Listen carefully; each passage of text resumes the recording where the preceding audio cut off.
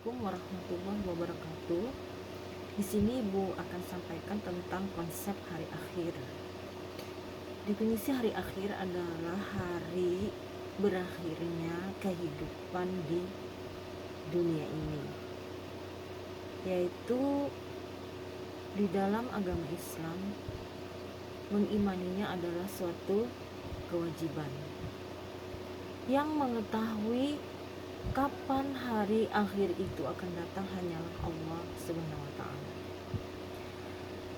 Hari akhir atau hari kiamat itu adalah hari di mana Allah yang Maha Hidup akan mengakhiri kehidupan makhluk-makhluknya. Allah berfirman di surah Ar-Rahman ayat 26 dan 27. Kullu man 'alaiha fanin. Semua yang ada di bumi itu akan binasa. Wa yabqa wajhu rabbika dzul jalali wal ikram. Dan tetap kekal zat Tuhanmu yang mempunyai kebesaran dan kemuliaan. Tentang kapan hari akhir itu akan datang tidak ada yang pernah tahu. Namun di dalam Al-Quran Allah menyampaikan tanda-tanda kiamat. Salah satunya adalah surah Al-Anbiya ayat 104 yang berbunyi, Bismillahirrahmanirrahim. Yauma naqfis sama'i qatayyis sijillil kutub kama bada'na awwala khalqin nu'iduhu wa'dan alaina inna kunna fa'ilin. Yaitu pada hari kami gulung langit bagaikan menggulung lembaran-lembaran kertas, sebagaimana kami telah memulai penciptaan pertama, begitulah kami akan mengulanginya. Itulah janji yang pasti kami tepati. Sesungguhnya kamilah yang akan melaksanakannya.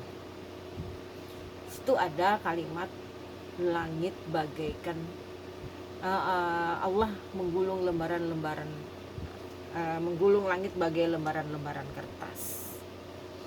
Kemudian ada lagi di surah Al-A'raf ayat 187 yang berbunyi, A'udzubillahi minasyaitonirrajim. Yas'alunaka 'anis sa'ati ayyana mursaha. Qul innama ilmuha inda rabbi la yujalliha liwaqtiha illa huwa. Taqulat fis samawati wal ardi la ta'tikum illa baghtah. Yas'alunaka ka'annaka hafiyun anha. Qul innama ilmuha indallah walakinna aktsaran nasi la ya'lamun. Yang artinya mereka menanyakan kepadamu tentang kiamat, kapan terjadinya. Katakanlah, sesungguhnya pengetahuan tentang kiamat itu ada pada Tuhanku. Tiada seorang pun yang dapat menjelaskan kapan terjadi selain Dia. Kiamat itu sangat berat huru-haranya bagi makhluk di langit dan di bumi. Tidak akan datang kecuali secara tiba-tiba. Mereka bertanya kepadamu seakan-akan engkau mengetahuinya. Katakan, sesungguhnya pengetahuan tentang kiamat itu ada pada Allah, akan tetapi kebanyakan manusia tidak mengetahui. Jadi dapat dipahami di situ datangnya hari kiamat itu akan terjadi suatu yang dahsyat tentang keadaan alam ini ya. Dan yang jelas kapan terjadinya itu hanya Allah yang tahu. Nabi pun tidak tahu ya. Jadi hanya Allah yang tahu. Firman Allah banyak sekali tentang kiamat ini, dan kita sebagai umat yang beriman harus wajib mengimaninya ya, wajib mengimaninya bahwa kiamat itu pasti akan terjadi. Kemudian hari akhir menurut ilmu pengetahuan.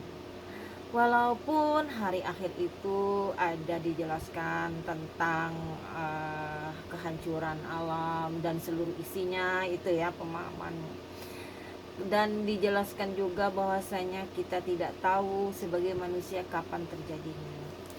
Namun manusia sebagai makhluk yang diberi Allah akal dapat melihat tanda-tanda melalui penelitiannya, melalui pengamatannya ya terhadap fenomena alam semesta ini, sehingga dapat dari penelitian-penelitiannya, dari pengamatannya itu memunculkan bermacam-macam teori tentang kemungkinan hancurnya alam semesta ini.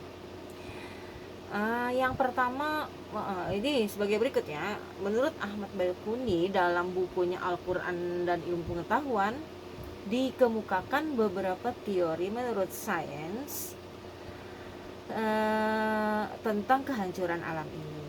Skenario pertama yaitu menggambarkan bahwasanya bahan bakar termonuklir yaitu hidrogen yang ada di matahari itu akan habis.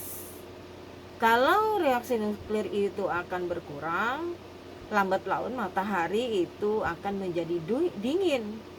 Tentu saja kalau matahari menjadi dingin, bumi pun akan membeku.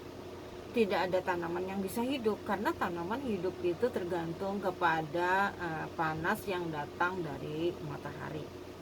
Kalau mataharinya itu hidrogennya menurun atau habis, maka kehidupan di bumi juga akan habis karena buminya membeku, tanam-tanaman tidak bisa hidup ya. Dan itu diperkirakan oleh para ilmuwan terjadi setelah 5 miliar tahun kurang lebih begitu. Nah kemudian itu dari matahari ya yang dingin gitu, yang habis semua energi panasnya. Skenario yang kedua itu mirip ya, tetapi di sini menggambarkan habisnya hidrogen yang ada di bumi. Hidrogen itu ya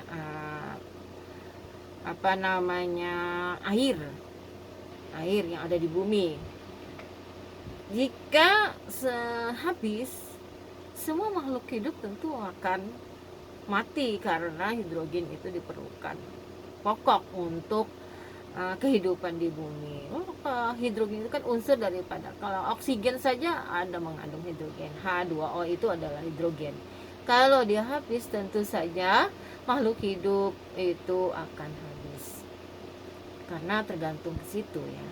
Dan itu diperkirakan juga sama seperti skenario yang pertama terjadi miliaran tahun baru terjadi begitu. Skenario yang ketiga itu menggambarkan tentang mengembangnya matahari. Karena matahari adalah salah satu bintang yang paling dekat dengan bumi, salah satu bintang yang paling dekat dengan bumi, dan dia adalah sumber kehidupan di bumi. Tetapi seperti bintang-bintang lainnya juga dia akan bisa padam.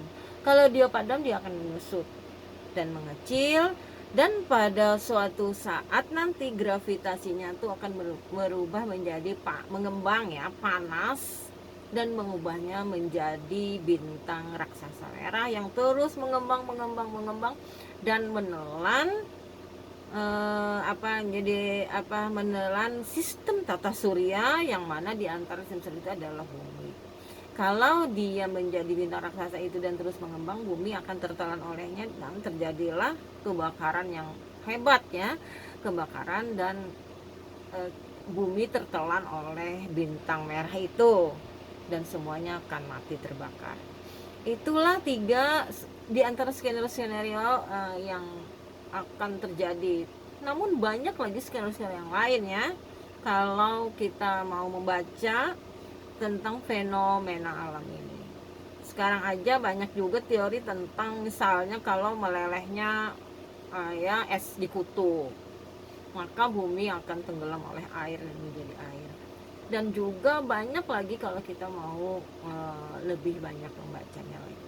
Jelas ilmu pengetahuan pun memberikan prediksi bahwasanya bumi ini pun akan hancur.